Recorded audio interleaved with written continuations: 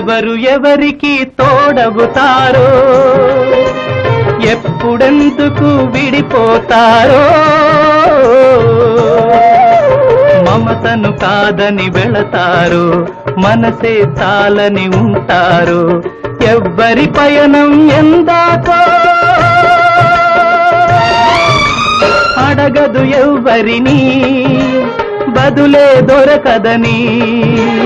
అడగదు ఎవ్వరిని, బదులే దొరకదని.